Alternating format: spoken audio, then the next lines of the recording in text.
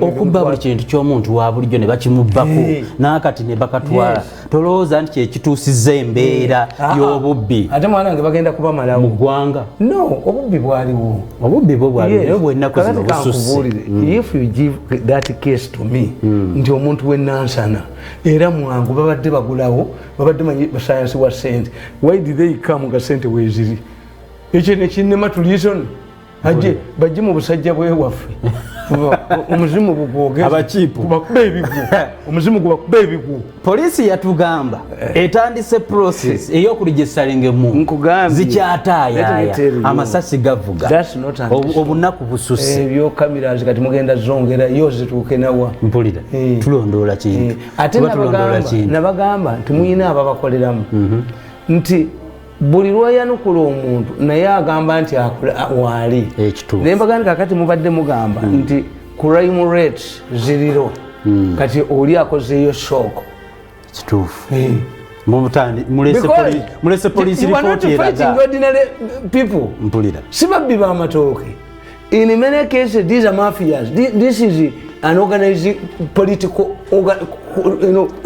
crimes naye ate nga tulina kyetuyita state inspired violence oba criminology state si yebirimu n'opposition naye ebikola people who are bent on defeating Museveni or discrediting him baba balina okuteekawo ekifaananyi ekyo jeera nalabye amawulire ga monitor nenewuunya gavumenti eno nga baganye nti waliwo kano mulamba bamugobye bamukutte ng'aketera Rwanda naye ne bakulaga ng'ekitongole mwabadde akola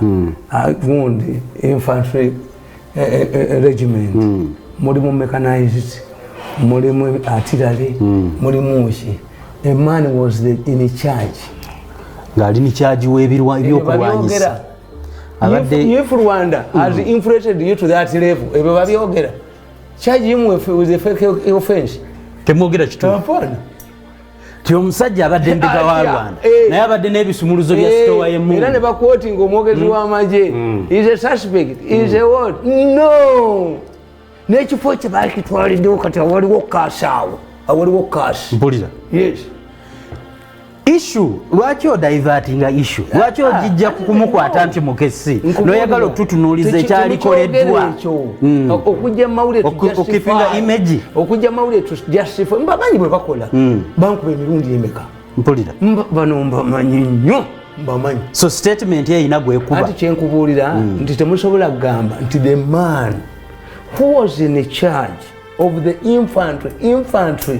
gwe mutima gwaki bana abasirikale b'okuttaka abakwata emmundu yes ayina n'emmundu Rwanda omusajja n'ava e Rwanda najja ayingira mu Uganda ng'akimya emmere abasirikale ba Rwanda ne bamutta n'ekyo ekyogamba nti omusajja adde akimya emmere ku boda enjala ebatta nekibalimu okukozesa mpulira mawulire gatakiwandi